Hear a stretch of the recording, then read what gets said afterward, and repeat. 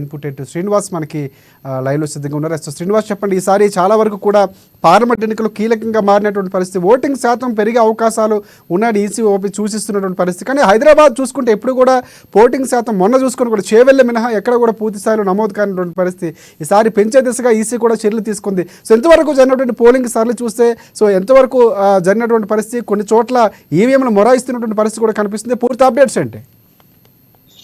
Right Rajasekhar, మనం చూస్తాం కదా ఉదయం 7 గంటల నుంచి కూడా తెలంగాణ వ్యాప్తంగా 17 పార్లమెంట్ స్థానాలకు సంబంధించి పోలింగ్ అయితే కొనసాగుతుంది. ఎక్కడ కూడా ఏ విధమైన ఘర్షణ వాతావరణం అయితే కనిపించట్లేదు. కానీ అక్కడక్కడ ఈవీఎంల మొరాయింపు ఖచ్చితంగా కనిపిస్తుంది. కొన్ని చోట్లయితే అరగంట లేటుగా కూడా ఈవీఎంలు పోలింగ్ స్టార్ట్ అయిన పరిస్థితి అయితే ఉంది. మొత్తానికి చూసుకుంటే కనుక రాష్ట్ర వ్యాప్తంగా 17 లోక్సభ స్థానాలకు సంబంధించి పోలింగ్ అయితే ఇప్పటివరకు అయితే ప్రశాంతంగానే కొనసాగుతుంది. ఇక ఇప్పటి ఎన్నికల సంఘం అందించిన సమాచారం ప్రకారం చూసుకుంటే కనుక 9 గంటల వరకు చూసుకుంటే రాష్ట్ర వ్యాప్తంగా 9.51% పోలింగ్ నమోదయ్యింది. అయితే ఇందులో ఒకసారి మనం చూసుకుంటే కనుక మిగతా జిల్లాల్లో పోలింగ్ సరళం అత్యధికంగా ఆదిలాబాద్ లో 13.4%కి పైగా పోలింగ్ నమోదైతే అత్యల్పంగా హైదరాబాద్ పరిధిలో ఉన్న పార్లమెంట్ స్థానాలు ఏవైతున్నాయో సికింద్రాబాద్ కావచ్చు, మల్కాజ్గిరి కావచ్చు, చేవెళ్ల కావచ్చు, హైదరాబాద్ కావచ్చు, ఈ 4 పార్లమెంట్ స్థానాల్లో అతి తక్కువగా పోలింగ్ సరళి నమోదైంది. ఎందుకంటే ఇంకా ఇప్పటికి కూడా ఆ ఓటర్లు తమ ఇంటి నుంచి బయటికి రాలనే పరిస్థితి కనిపిస్తుంది. మనం ప్రస్తుతం ఏదైతే ఎమ్మెల్యే క్వార్టర్స్ ఉన్న పోలింగ్ స్టేషన్ లో ఉన్నాం, ఇక్కడ ఏ విధంగా ఉన్నారో చూసాం. అదే విధంగా మనకి పరిస్థితి ఒకసారి ఊళ్ళోకి విలేజ్ వైపుకి వెళ్లి చూసినా, లేకపోతే ఇతర జిల్లాల వైపు వెళ్లి చూసినా ఉదయం నుంచి కూడా ఓటర్లు బార్లు తీయడం కనిపిస్తున్న పరిస్థితి, కిలోమీటర్లు బార్లు తీయడం పరిస్థితి కనిపిస్తుంది. కొన్ని పోలింగ్ స్టేషన్లు అయితే కిక్కిరిసిపోయిన ఆ ఓటర్లు కూడా మనకు కనిపిస్తుంది. కానీ ఇక్కడ హైదరాబాద్ లాంటి ప్రాంతాల్లో ఇటు సికింద్రాబాద్ పార్లమెంట్ పరిధి కావచ్చు, హైదరాబాద్ పార్లమెంట్ పరిధి కావచ్చు, చేవెళ్ల పార్లమెంట్ పరిధి కావచ్చు, మల్కాజ్గిరి పార్లమెంట్ పరిధి కావచ్చు, ఇక్కడ ఎక్కడ కూడా ఓటర్లు ఇప్పుడు కూడా ఇంటి నుంచి రాని పరిస్థితి కనిపిస్తుంది. మనం చూస్తున్నాం కదా, ఈ పోలింగ్ స్టేషన్ లో ఇక్కడ 4 పోలింగ్ స్టేషన్స్ ఉన్నాయి. ఇక్కడ 4 బూతులు ఉన్నాయి. 4 బూతుల్లో కూడా చాలా మందకోడిగా జనాలు కనిపిస్తున్నారు. కానీ ఉత్సాహంగా ముసలి వాళ్ళు ఎక్కువగా పోలింగ్ స్టేషన్ కి వచ్చి తమ ఓటు హక్కును వినియోగించుకోవడం ఇక్కడ చూడాల్సిన అంశం, చర్చనీయ అంశం. ఎందుకంటే ముఖ్యంగా వారి ఓటు హక్కుకు సంబంధించి వాళ్ళ ప్రాధాన్యత ఏదో మనకి ఖచ్చితంగా కనిపిస్తుంది. వాళ్ళ ఓటు ప్రాధాన్యత ఉంది కాబట్టి వాళ్ళందరూ కూడా తమ ఓటు హక్కును వినియోగించుకునేందుకు ముందుకు వస్తున్న పరిస్థితి మనకి మనం చూసుకుంటే కనుక ఈ సమ్మర్ లో పోలింగ్ పర్సెంటేజ్ కేవలం ఉదయం 10, 11, 12 గంటల లోపల మాత్రమే ఎక్కువగా నమోదవుతుంది. మళ్ళీ సాయంత్రం 4 గంటల తర్వాత నమోదయ్యే అవకాశాలు ఉన్నాయి. అంటే మీ మధ్యలో ఉండే గ్యాప్ ఏదో 12 నుంచి 3 గంటల లోపు ఎండ ఎక్కువగా ఉంటుంది కాబట్టి చాలా మంది ఓటర్లు ఓటు హక్కు వినియోగించుకునేందుకు బయటికి రాని పరిస్థితి. అయితే ప్రస్తుతం అయితే ఇప్పటికీ కూడా తెలంగాణకు సంబంధించి అన్ని జిల్లాల్లో కూడా మనకున్న సమాచారం ప్రకారం ఒక్కొక్క జిల్లాకి మనకి ఆదిలాబాద్ జిల్లాకి సంబంధించి చూసుకుంటే 13%, నిజామాబాద్ సంబంధించి 12% పైగా పోలింగ్ నమోదైంది.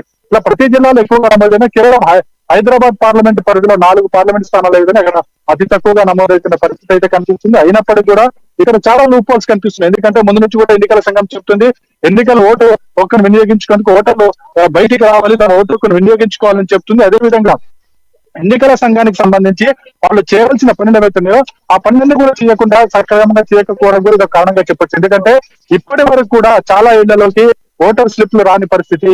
దీన్ని అందించాల్సిన బాధ్యత ఎన్నికల సంఘం మీదనే ఉంది. ఓటర్లు తమ ఓటు ఎక్కడ ఉందా, ఏ పోలింగ్ స్టేషన్ లో ఉందా అని తెలుసుకునేందుకు మళ్ళీ ఇక్కడ పోలింగ్ స్టేషన్ బయట ఉన్న ఏవైతే పార్టీలు ఏర్పాటు చేసిన ఏజెంట్ ఎవరిదో వాళ్ళ దగ్గరికి వెళ్ళి తమ ఓటు హక్కు ఎక్కడ ఉంది, ఏ పోలింగ్ స్టేషన్ లో ఉంది, ఏ బూత్ లో ఉంది, వాళ్ళ నంబర్ ఎంత, ఇవన్నీ తీసుకోవాల్సిన పరిస్థితి అయితే ఏర్పడింది. ఎందుకంటే కానీ ఎన్నికల సంఘం ముందు నుంచి చెప్తుంది ఇవన్నీ కూడా 2 రోజుల ముందు మేము పంపిణీ చేశామని చెప్తుంది. క్షేత్రస్థాయికి వచ్చినప్పటికి మాత్రం అవన్నీ కూడా ఎక్కడా కనిపించట్లేదు. ఉదయం నుంచి కూడా ప్రతి పోలింగ్ స్టేషన్ పరిధిలో ప్రజలు తమ ఓటు హక్కును వినియోగించుకునేందుకు ఉత్సాహంగా ముందుకు వస్తున్నప్పటికీ కూడా తమ ఓటు హక్కుకు సంబంధించి సరైన స్లిప్లు వాళ్ళకి అందని కారణంగా వాళ్ళు తమ ఓటు హక్కును వినియోగించుకోలేని పరిస్థితి కనిపిస్తుంది. కొందరైతే అసలు తమ ఓటు హక్కు లేదు, తీసేశామని చెప్పేసి కూడా అధికారులు చెప్తున్న మాటలు విని, లోపల పోలింగ్ ఏజెంట్లు చెప్తున్న మాట విని విసిగిపోయి వాళ్ళు బయటికి వెళ్ళిపోయిన పరిస్థితి కూడా మనం చూస్తున్నాము. అదే విధంగా వచ్చిన తర్వాత పోలింగ్ స్టేషన్ లో ఏ పోలింగ్ బూత్ లో ఏ స్టేషన్ లో తమ నంబర్ ఉందో కూడా తెలుసుకోవడానికి ఇబ్బంది పడుతున్న సంఘటనలు కనిపిస్తున్నాము. సో ఇవన్నీ చూసుకుంటే కనుక మనకి ఏదైతే ఎన్నికల సంఘం నిర్దేశించుకున్న 70% పైగా 100% పోలింగ్ పర్సెంటేజ్ జరగాలని పదే చెబుతున్నప్పటికీ కూడా క్షేత్రస్థాయిలో జరుగుతున్న ఏవైతే ఈ లూప్ హోల్స్ ఏవైతున్నాయో ఈ లూప్ హోల్స్ వల్లనే ఓటర్లు తమ ఓటర్లు వినియోగించుకునేందుకు ఉత్సాహంగా ముందుకు రావడం లేదని చెప్పొచ్చు.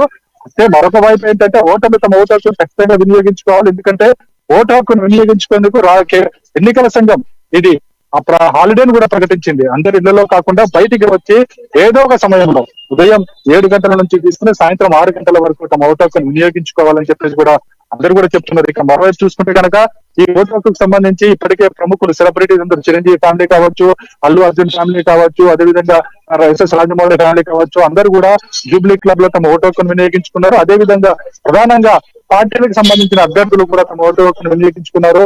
మన కేంద్ర మంత్రి కిషన్ రెడ్డి కావచ్చు, అదేవిధంగా కొండా విశ్వేశ్వర రెడ్డి కావచ్చు, అదేవిధంగా ఆయా పార్లమెంట్ నియోజకవర్గాలకు సంబంధించిన అభ్యర్థులు కావచ్చు, వారు కూడా ఓటు హక్కును వినియోగించుకోవడం జరిగింది. కానీ ప్రస్తుతం అయితే ఇప్పటికి కూడా హైదరాబాద్ లో మందుకోడిగానే పోలింగ్ కొనసాగుతుంది. మరి చూడాలి మరి కొద్దిసేపట్లో ఈ పోలింగ్ పెరుగుతుందా లేదా అనేది.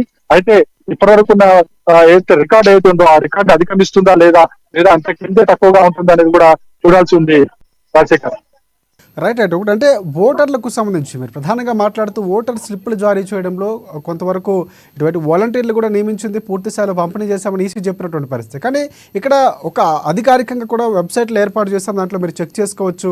ఓటర్ హెల్పర్కి సంబంధించి ఓటర్ ఐడిని అందులో చేస్తే కనుక మీరు ఖచ్చితంగా ఎక్కడ ఓటు వేయాలి, ఏ పోలింగ్ బూత్ అని కూడా చెప్పారు. సో ఓటర్లో కూడా కొంతవరకు చైతన్యం తక్కువైంది. సో అదే అలాంటి విమర్శ కూడా వస్తున్నాయి. సో మనం దాని పరిధిలోకి తీసుకొని అలాంటివి ఉన్నాయనుకోవచ్చు మనం ఈసారి సంబంధించింది. ఎందుకంటే ఓటర్ల శాతం హైదరాబాద్కు సంబంధించి పదే చెప్తున్నా తగ్గుతున్నటువంటి పరిస్థితి. ఇప్పుడు కూడా సోషల్ మీడియాలో నెటిజన్లు కామెంట్ చేస్తారు, ఇంకా లేవలేదా హైదరాబాద్ లో ప్రజలు అని. ఖచ్చితంగా చెప్పొచ్చు. ఎందుకంటే ఇటు ఎన్నికల సంఘానికి ఎంత బాధ్యత ఉందో అంతే బాధ్యత ఓటర్లకు కూడా ఉంది. ఓటర్లు తమ ఓటు హక్కును వినియోగించుకోవాలి, కరెక్ట్ వ్యక్తిని ఎన్నుకోవాలి, కరెక్ట్ ప్రభుత్వాన్ని తీసుకురావాల్సిన బాధ్యత ఓటర్ల మీద ఉంటుంది. ఎన్నికల సంఘం ఏదైతే తాము క్షేత్రస్థాయిలో వాలంటీర్లను పెట్టి తాము స్లిప్లు అందజేస్తున్నామని చెప్పినప్పటికీ కూడా క్షేత్రస్థాయిలో అయితే దాదాపుగా ఒక 40 నుంచి 50% వరకు కూడా ఎక్కడ జరగలేని పరిస్థితి. అలానే జరిగితే కనుక ఓటర్లు నేరుగా పోలింగ్ స్టేషన్కి వచ్చేవాళ్ళు, పోలింగ్ బూతుల్లో నిలబడే వాళ్ళు, అక్కడ తమ ఓటు హక్కును వినియోగించుకునే వాళ్ళు మళ్ళీ ఏదైతే పోలింగ్ స్టేషన్ అవతల 100 మీటర్ల అవతల ఏదైతే అక్కడ ఏజెంట్ కూర్చున్నారో వాళ్ళ దగ్గరికి వెళ్ళి తమ స్లిప్ నుంచి అక్కడ తెలుసుకోవడానికి పరిస్థితి అయితే అక్కడ ఉండేది కాదు. ఇక రెండో విషయం అంటారా, ఏదైతే ఓటర్లు తమంతట తాముగా చదువుకున్న ఓటర్లు విద్యావంతులు ఉన్నారో వాళ్ళు ఏదైతే ఎన్నికల సంఘం వెబ్సైట్ ఉందో ఆ వెబ్సైట్ లోకి వెళ్ళి తమ ఏదైతే ఈపీ నంబర్ ఉంటుందో ఆ ఈపీ నంబర్ కొడితే కనుక ఖచ్చితంగా తమ పోలింగ్ స్టేషన్ ఎక్కడ ఉంది, ఎక్కడికి వెళ్ళాలి అనేది ఖచ్చితంగా అందులో కనిపిస్తుంది. కానీ చాలా మంది ఓటర్లు ఆ విషయాన్ని గమనించకపోవడము, అందులో కూడా అది ఓటర్ల బాధ్యతకు నిర్లక్ష్యంగా మనం చెప్పాల్సిన అవసరం ఉంది. కానీ ఇక్కడ చూడాల్సిన బాధ్యత ఏంటంటే ఓటర్లు ముందుగా చైతన్యవంతులే బయటికి రావాలి. కానీ రాని పరిస్థితి ఎందుకు అంటే కనుక మనం ఖచ్చితంగా చూడాలి. నిన్న సండే హాలిడే వచ్చింది, ఈ రోజు మండే ఎన్నికలు కాబట్టి హాలిడే ఇచ్చారు. ఓటర్లు ఎవరు కూడా తమ ఇంటి నుంచి కదలకు లేకుండా ఇప్పటికీ కూడా ఓటర్లు ఇళ్లలోనే కూర్చున్న పరిస్థితి కనిపిస్తుంది. ఇలా అయితే కరెక్ట్ కాదు. ఎందుకంటే మన పల్లెటూర్లలో చూస్తున్నాము, మన జిల్లాల్లో చూస్తున్నాము, ఓటర్లు తమ ఓటు హక్కును వినియోగించుకునేందుకు బార్లు తీరే కిలోమీటర్ల పొడవున నిలబడి తమ ఓటు హక్కును వినియోగించుకునేందుకు ముందుకు వస్తున్న పరిణామంలో హైదరాబాద్ వంటి మహానగరంలో ఇక్కడ అందరూ విద్యావంతులు ఉన్న చోట్ల కూడా ఓటర్లు ఇప్పటికీ బయటకు రావడం అనేది కరెక్ట్ కాదనేది కూడా చాలా మంది చెప్తున్నారు. మనకు సోషల్ మీడియాలో కావచ్చు, టీవీలో కావచ్చు, అధికారులు చెప్తున్నారు, సెలబ్రిటీలు చెప్తున్నారు. ఖచ్చితంగా వచ్చి తమ ఓటు హక్కును వినియోగించుకోమని చెప్తున్నప్పుడు కూడా చాలా మంది ఇప్పటికి కూడా ఇళ్ల నుంచి కలగలేని పరిస్థితి. ఇప్పటికీ ఎండలో ముదిరితే కనుక మరికొద్దిసేపు అయితే కనుక ఎండ తీవ్రత ఎక్కువైతే కనుక ఇక్కడ ఓటర్లు బయటికి రాలేని పరిస్థితి ఉంటుంది. సో ఏది ఉన్నప్పటికీ కూడా 12 గంటల లోపల తమ ఓటు హక్కును ఎక్కువగా వచ్చి వినియోగించుకోవాలి. తర్వాత ఎండలు ఉన్నప్పటికీ కూడా మెల్లిమెల్లిగా తమ ఓటు హక్కును వినియోగించుకోవచ్చు అని చెప్పేసి కూడా చాలా మంది అధికారులు విజ్ఞప్తి చేస్తున్నారు. ముఖ్యంగా వికాస్ రాజ్ కూడా పదే విజ్ఞప్తి చేస్తున్నారు, తమ ఓటు హక్కును వినియోగించుకోండి, ఎక్కువ మంది ఓటు హక్కును వినియోగించుకొని ముందుకు రండి అని చెప్పేసి పిలుపునిస్తున్నప్పుడు కూడా ఇప్పటికీ ఓటర్లు ఇంటి నుంచి కూడా కదలలేకపోవడం అనేది మనం శోచనీయంగా నిర్లక్ష్యంగా చెప్పాలి.